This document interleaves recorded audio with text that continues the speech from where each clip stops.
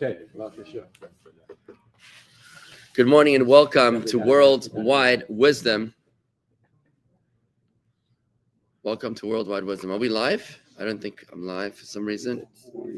I'm not getting the right signal. You produce. Am I live? I have pulse. Oh, I think I am live. Checking. 1, 2, 3. Fine. Okay, we're starting. We're So we're starting now. Welcome to Worldwide Wisdom. Today we're learning about coping with the chaos of our lives with the sensational discourse by the Alter Rebbe delivered in 1807. It's called Mayim Rabim, the overwhelming, the tumultuous waters of our lives, and how we're going to manage to survive the chaos of our lives. Is a quick micro summary of what we've learned so far. The Alter Rebbe turns the flood on its head as he quotes the verse from Isaiah, which calls it May Noach, the waters of Noach. Now, Noach means serenity. The name Noach means tranquility or serenity. So to call the flood of serenity is not just a paradox. It's infuriating. It's like calling it it's actually insensitive. Think about that for a second. It's like calling it the Holocaust of peace. Like what exactly is that supposed to mean? It's a very jarring statement by Isaiah the prophet. And the foundation principle that the Alter Rebbe lays down for us is that everything that happens in this world comes from God. God does not make mistakes.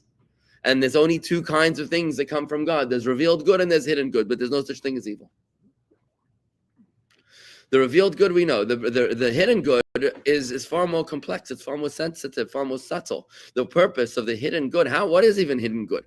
The hidden good means that just like the flood waters, what did they do? They purified the world. They didn't, like a mikveh. They rained for 40 days and 40 nights, like the mikveh measurement, which is 40 sa'ah. Just like the waters of the flood raised Noach and his family higher than they were originally, so too at the top of the flood waters, so too we experience our floods as well. What is the floods of our lives as well? That is the financial anxieties of our lives.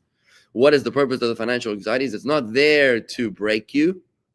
It's there to build you. How does that happen? So we explain the way that happens is that when a person, contrast an angel to a human being. An angel lives up in the spiritual worlds of Yetzirah or Bria. That's where the angels hang out, right? He doesn't know a dollar from a hamantash. He doesn't know the difference, right? I mean, think about it. Remember the Gemara in Shabbos 88b? We learned this together. When Moses goes up to the mountain and he's here to receive the Torah, the angels are like, God, what's at the Torah? And God says, yeah, I'm giving it to him. Him? You're giving it to him? The son of a man? Son of a woman? You laid Isha? The angels are flummoxed. Right? Is that one X or two X's? One X. One X, flummoxed, right? They're like, what? Why would you do that? And then the angels begin to challenge Moses, and they're like, why would you, corrupt, puny human being, be worthy of God's most precious, cherished treasure, which is the Torah? And Moses says, well, do you guys have parents that you have to honor? They're like, no, we don't. Do you guys have any desire to steal that you need to be commanded, thou shalt not steal? Do you have a desire to murder that you should need to be commanded, thou shalt not murder? Were we ever enslaved in Egypt? Now, this is not just a historical narrative, but he's asking them, have you ever struggled with a power within you that is stronger than you? Have you ever had a desire within you that drives you so gut meshugeh that you cannot experience on the outside the convictions that you bear on the inside, that you carry this cognitive dissonance between Pharaoh, who is our crushing taskmaster, who is our ego, that makes us say things that we don't mean, that makes us do things that we're going to regret.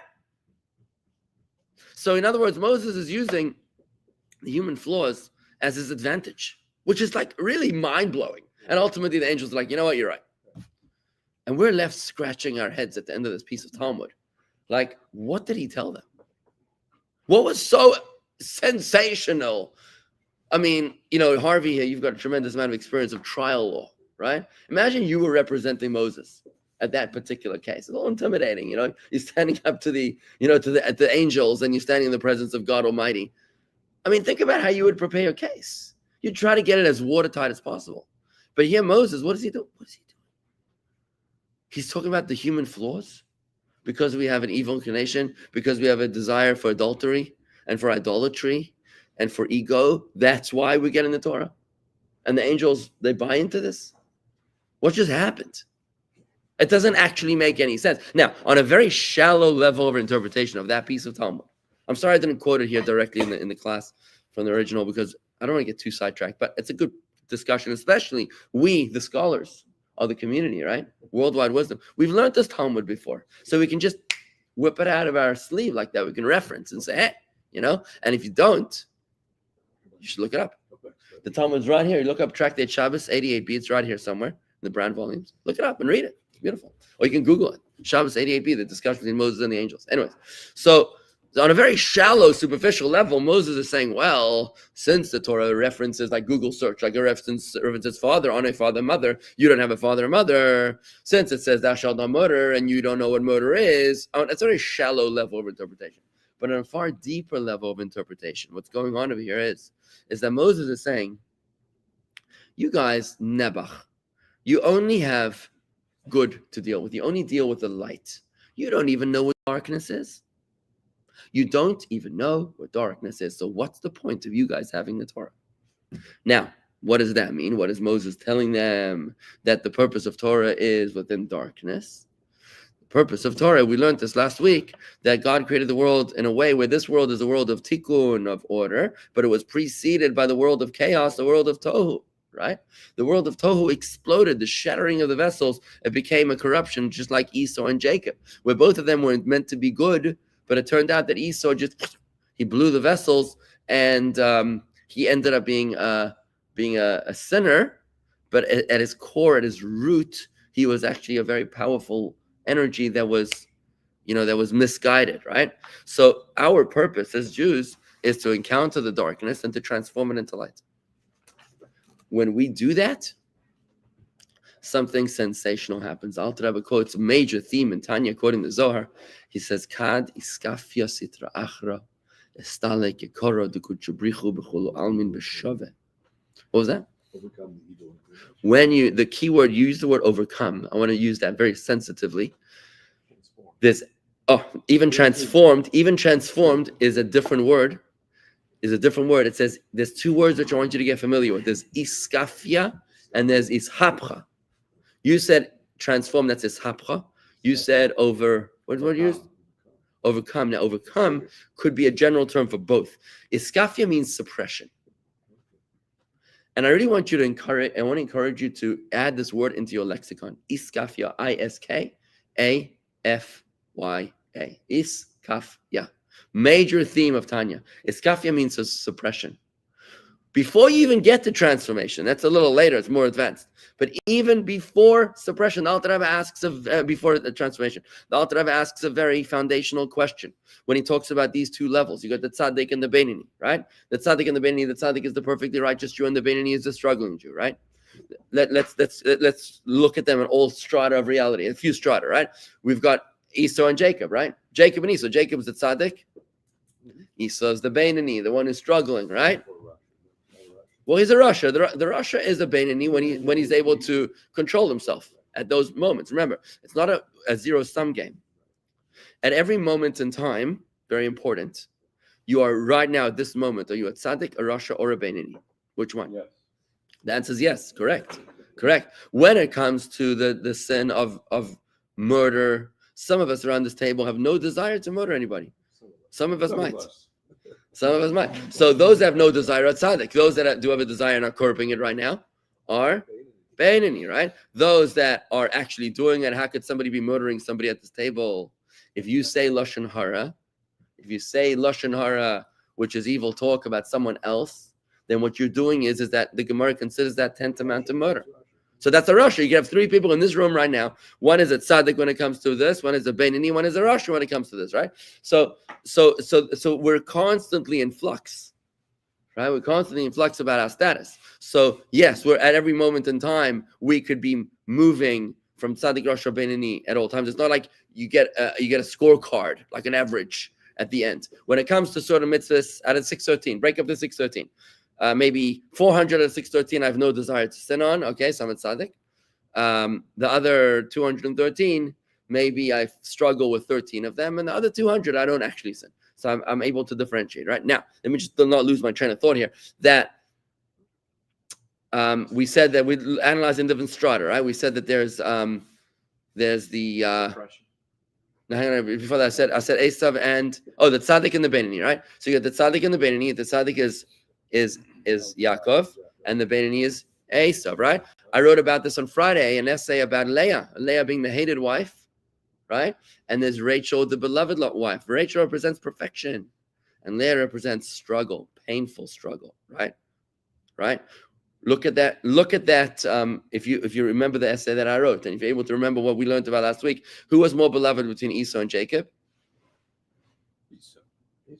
Isaac wanted to bless Esau. Right. Who was more beloved between Rachel and Leah? Rachel. Tricky. Look, Rachel and Leah. Maybe you didn't read the essay, but yes, Rachel was more beloved to Jacob. To Jacob. Because remember, Jacob identifies with Rachel. They're both tzaddik. But who does God favor, Leah or Rachel? Leah is far more fertile. She becomes the mother of the Jewish people, the majority of the Jewish people. You know, kings, Moses, Aaron, King David, Mashiach, everybody comes from Leah, right? In other words, God is saying, Jacob says, I prefer the angel over the human. I prefer Jacob over Esau. I prefer Rachel over Leah, right? I prefer the tzaddik over the Beinani. But God says, not so fast. God says, I prefer darkness over light. I prefer Esau over Jacob, Leah over Rachel, Beinani over the tzaddik, which is why the Alter Rebbe asked the question in Tanya, and he says, is God a sadist? Is God a sadist? He didn't say those words, I'm sorry. This is paraphrasing, forgive me. Alter Rebbe wouldn't speak like that. But he says like this. He says, the tzaddik can only become a tzaddik by divine invitation, gift.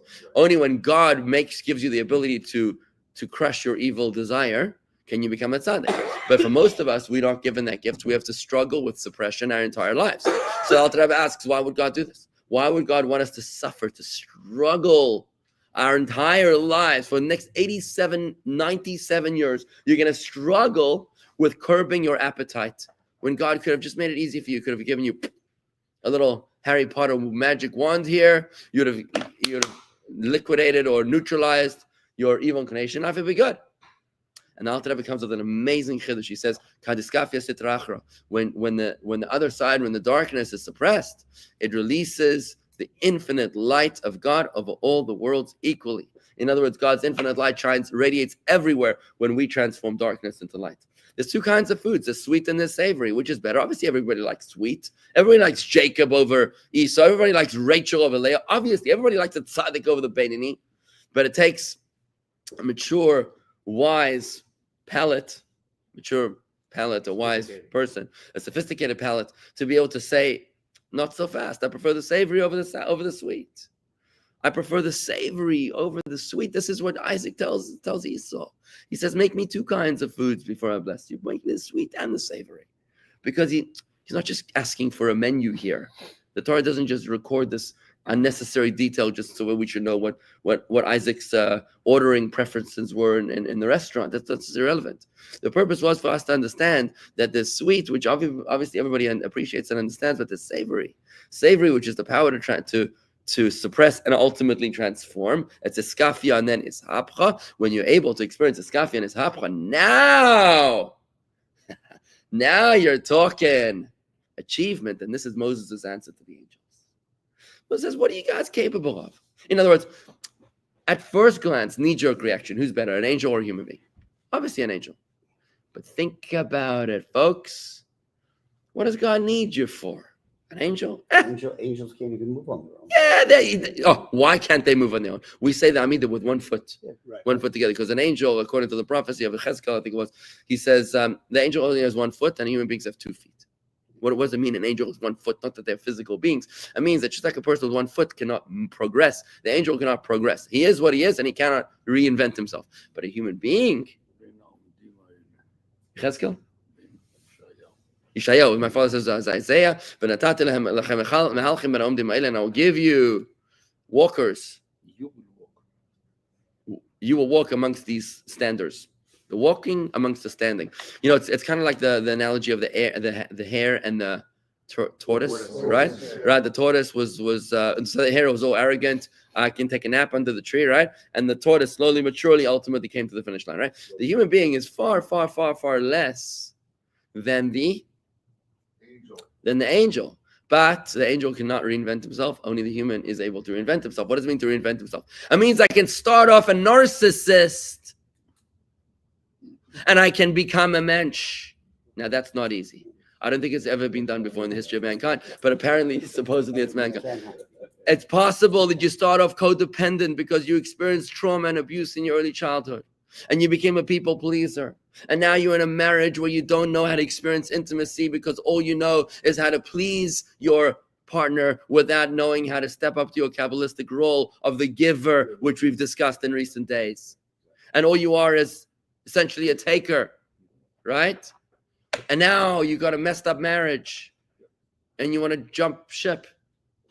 But the walker there is able to reinvent himself. The human being is able to take an abusive, dysfunctional childhood and turn it to break it in the vicious cycle and to become a healthy parent. You know, the legend goes, I've never verified this for certain, that the game of chess was invented by? Parsis and Persians. You say the Persians, but the legend goes, who invented the game of chess? The Jews.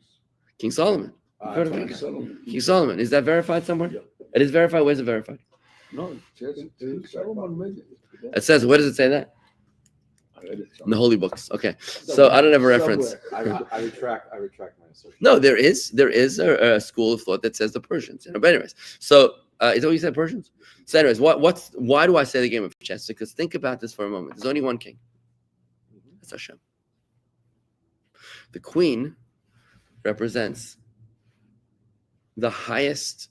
Sorry, the marriage partner. Who does God marry at Mount Sinai? The Jew. God marries the Jews. But then you have these very powerful pieces that are the bishops, rooks, and the knights. They go very far. They sweep across the whole board. These are the angels. Very powerful. Much more powerful than the puny little pawns. The pawns do one step at a time. Maybe at the beginning they do two steps. And if you fancy, you do an en passant, right? If you're weak, right? If you can do an en passant. But that's as far as it goes. This will go the other end. No, he's able to do the back door. He goes to the back door. Oh, hang on. So that's the catch. That's the catch. Suppressed, right? The catch is that the puny little pawn, one step at a time, actually is able to reinvent himself to become a queen. And that's the partner of the king. So in other words, the angels are far more powerful. The knights, the bishops, and the rook, they're far more powerful. They make mincemeat out of the pawns. But the pawn is the Jew, is the soul who's able to reinvent himself entirely to become something which is the partner of God. And that's what Moses says to the angels. This is what Moses is telling the angels. He's like, why do you guys need the Torah?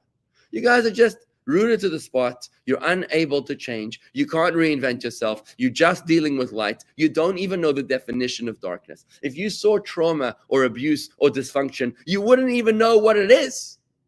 It's us that experienced all the above that are able to transform the darkness into light. You can give God sweet foods, but we can give God savory foods, and that is sensational. Now, this is what the Alter Rebbe calls resurrection of the dead in our spiritual lives. Because what happens here is that by you, by me, by us encountering financial anxieties, our personal flood, we're forced to meditate. And we spoke about the 5 levels of meditation. I'm not going to review them right now, but when you go through the meditation and you remind yourself that instead of being afraid of my financial anxiety, instead of being afraid and being nervous and being anxious and being shutting down and all the other normal human knee-jerk reactions, my meditation will remind me that I'm in the presence of Hashem. Though I walk through the valley of the shadow of death, I fear no evil, for you are with me. Psalm 23, and he reads all the Psalms that he possibly can, and he finds his faith in order to flatten his fear. How's that for alliteration, right? If he's able to do that, then now what happens? Now he takes the darkness, and he uses the darkness as a springboard for light. He uses the negative to bolster his faith. He's made savory foods. Now, he's serving God not only with his godly soul like an angel might, but also with his animal soul, which an angel wouldn't have even any idea what to do with. An angel doesn't have an animal soul, because the animal soul is the one that's worried about the money in the first place. And when the animal soul is now mitigated his anxiety, it's like taking an ox and putting it onto the yoke, put the yoke onto it, so now it starts pulling the cart, right? Now you've used Rav Tvois B'Kech Shar, you've used the power of the ox to service your higher intentions, right? Now you're serving God not only with your godly soul, but b'chol levavecha, with both of your hearts. Remember, there's an extra bet in that word, with your heart. You can't translate this word, but it's got an extra number 2 in the word, an extra letter bet, which is number 2, to tell us that we're serving God not only with your godly soul's heart, but also your emotional, your animal soul's heart. You're serving God with your beast as well as with your beauty. Both of them are used to serve Hashem. And that is a sensational chiddush. Let's analyze this in the text. What you've now done is you've resurrected the dead. You've taken a beast and you turn it into a beauty. You've taken your animal soul and you've made it something which is able to approach the divine. And that's the purpose of why we're in this world. And that's why the flood is called Mei Noach. The flood is called the waters of serenity, because the waters there, though tumultuous, though chaotic, though fearful, though inciting, though drowning initially, once you learn how to swim, once you learn how to float, how to tread water, once you learn how to build a boat, now you're actually able to turn that negative into positive. You're able to turn that into your advantage. Let's just look at this in the text over here. I'm on page 167. I'm going to finish this section of the book so we can move on to the next book. Page 167, Resurrection. It says, therefore, precisely through the descent and investment of the godly soul within the animal soul, engaging in worries and thoughts of parnasa, of making a living, engaging in thoughts of physical matters, these being the many waters mentioned above. And that could also include, health issues and war issues and political issues. Can you imagine people like having a heart attack over the presidential election, right? This happens. And this could include, when you drive by and you see the price of gas on the side of the gas station, when you see, this is all the above. It's all the mishigas of this world, right? It can reach the level of the love of bechol me'odecha, where you love God with all of your heart. No, hang on. Bechol levavecha means your hearts. Bechol nafshecha, and all of your life. Bechol me'odecha, and with all of your. Well, it translates me'odecha translates with all of your very. With all of your very, V-E-R-Y. That's what you're supposed to say. You're supposed to say love God with all your heart, your hearts, with all your life, and with all of your very. What does it mean with all of your very? Now, we've translated other times to mean money, resources, but in this context, it doesn't even mean money. It means with all of your being, with the good, the bad, and the ugly. That's what it means. With all of your passion. In other words, what's a normal human being's passion? What is a normal human being passionate about? Ordinary, non-spiritual human being. Passionate about money. Why? Is where it comes money. Because what I say money in Hebrew? Kesef. What does kesef mean? What's kesef? Kesef means nichsof, nichsafti. Comes from the last week's Torah portion. Nichsof, nichsafti. I have my soul passionately yearns. That's what it means. It's passionate yearning. The word money in Hebrew, kesef, means passionate yearning. Because this is what a person is normally passionate about, right? So when it says that you can serve God with all of your being, it means you can serve God with all of your passion. With all, normally your financial anxieties are things that you're passionate about, but now you can take the financial anxieties and use them as springboards to serve God because you've meditated and you've come to recognize that even with, yes, I'm just in the middle of a sentence, sorry, that even in the middle of, even in the middle of your financial anxieties, you can use that anxiety, which could have schlepped you down, as something that now makes you even more devoted to God. Because now you realize, wow, Hashem is in every single part of my life. This is beyond what the soul could accomplish before its descent into the body, when it merely enjoyed the radiance of the Shekhinah. Before the soul came down to this world, it was like, just like enjoying life. It was like tanning on the beach, just enjoying the radiance of God from a safe distance. But now what happens is, now you enter into much closer into God's essence, because what you're doing is is that you're experiencing Iscafia, which we just learned about, suppression, and Ishapcha, which is transformation. And when you do both of those, then what do? You're unleashing God's infinite light. Before the soul descended into this world was experiencing God's finite light, limited light, comfortable. But when it experiences this Iscafia and Ishapcha, transformation and suppression, now you've been able to tap into God's essence. Now you've got a whole different kettle of fish. Now you've risen much, much higher than when you started off originally. Let's see in the text. In other words, by means of Iscafia and Ishapcha, subduing and sublimating, I translated it as suppressing and transforming the darkness of this world, there is a much greater light. As the Tanya says, the light that you unleash is the infinite light of God, the unlimited light. Before the soul descended into this world, into financial anxieties, it was not able to engage in God's infinite light. You had no access to that department. You could not access infinity before you descended into this world. And that's what Moses tells the angels. You guys are only able to enjoy God's radiance on a finite, limited level. You cannot experience God's unlimited light because you don't know how to transform darkness into light. It's only human beings that by struggling with darkness and suppressing the darkness and transforming the darkness are able to encounter God's infinite light. And that is why financial anxieties will lift you up higher than you've ever reached before. In the verse quoted above, the falling of the light is indicated by, and he reigned and he died. The light was said to die, and as a result of Iscafia, it is resurrected from the dead. You're able to transform your animal into a servant of God. What was your question, Mordechai? Is there anything holier that a Jew can do than honor those who left this earth and honor them in your sight? Is there anything holier? I don't know how that connects to what we're talking about, though. I'm not sure if that's like got anything to do with. Is there anything holier that a Jew can do than honoring the deceased? I'm going to say the opposite of that. I'm going to say that actually the Christians will tell you when somebody passes away, they'll tell you that the person is in a better place. But the Jews won't say that. Why not? Because we don't believe that that's a better place.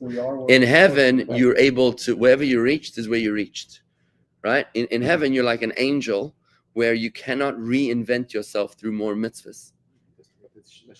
In this world, so in this world, you're engaging with challenges. In this world, you're able to overcome suppression and transformation. In this world, you can experience God's infinity. So perhaps, maybe I would agree with you, Mordechai, perhaps, by saying this, that in this world, when we honor the dead, in other words, not the focus being on the deceased, but when in this world we channel our acts of transformation of darkness into light for the memory of the deceased, they who can no longer elevate themselves because they're rooted to whatever limited ray of godliness they're able to experience, when we honor them from this world to there, then I would think they would be able to experience quantum leap in terms of their elevation. I hope that answers your question. What? Being altruistic in this world. Altruistic. You're doing something in this world that For is others. totally For others, without without yourself. Oh, so when you say altruism, I think the word altruism means that you're breaking your natural setting of ego. No, altruism means you're not doing it for yourself. I know, You're that's what I'm doing it entirely I know, for somebody but else. you're overcoming your ego. Your default setting is ego is ulterior motive, right? To do something selflessly, altruistically means that you're actually doing something which is like unhuman. For a human being has a self-surviving, self-preservation instinct. For you, I'm talking Kabbalistic, we're learning Chassidus right now. You're right. So I'm just saying that to be able to reach a level where you're doing something altruistically, that's amazing. That means you've actually transformed the darkness into light. You've taken the ultimate darkness, which is paroi, which is ego, and you've said you've slaughtered Pharaoh. That's what you've done. You've taken Pharaoh and you said you have no power over me because my ego no longer controls me. Let's just summarize everything we learned of here in the chapter 2 review in the text. Okay. The flood waters, we got 10 points of it. The flood waters are called waters of Noach because Noach means tranquility of spirit. Naicha derucha. Higher and lower Naicha derucha correspond to 2 levels of Shabbos. The 40-day flood came but to purify the corrupted earth, like a 40 se'ah mikvah, cleanses impurity, creating the tranquility associated with Noach's name. Abraham chose servitude over purgatory when God gave him the choice for his descendants, because both servitude and purgatory serve as a means of spiritual ascent and purification for the soul. Abraham understood that God wasn't out to hurt him as much as God was giving him the opportunity to reinvent himself, something which an angel is never able to experience. Today's servitude isn't taxation, but the burden of earning a living. Unlike temple times when divine blessings provided supernatural abundance, through engaging with worldly many waters, the soul can rise higher than its pre-embodied state, transforming darkness into light by subduing and sublimating material concerns. Daily immersion in physical matters becomes spiritually elevating through meditation during prayer, contemplating everything it has a spiritual source above, leading ultimately to God's essence. Deep contemplation ignites the soul with love and yearning to escape physical constraints and unite not with the spiritual realms, but with God's very essence. This all-consuming love, coming specifically from darkness, is called B'chol Modecha. It is the essence of Teshuvah, boundless love that emerges from engaging with mortality and worldly concerns. You would never be able to reach that infinite love if not that you were dealt with suppression. The animal soul's source is higher than the godly souls, originating from the world of Tohu, which gives it superior power that can be harnessed for spiritual purposes. We learned this, that Esau has far greater potential than Jacob. Tohu is far more powerful than Tikkun. And that's why when you encounter darkness, the darkness transformed is far, far more powerful than the light on its own, just like a beast is far more stronger with pulling the carriage than a human being would be pulling the carriage, right? And that's why, finally, through the godly's ascent into the animal soul and engagement with worldly matters, it achieves the limitless love of B'chol Modecha, representing a spiritual revival of the dead, revivifying the sparks that have fallen into our world. And with that, folks, I'm going to end it today. We're not done with this discourse. It continues as it goes even more into avoda, into personal divine service of our relationship with God on a very practical level. So stay tuned. And don't forget, you can watch the whole playlist here. It's on our YouTube, youtube.com/Jewish Gardens. Just look out for the Mayim Rabim playlist and you'll see it all over there. Wow. Okay.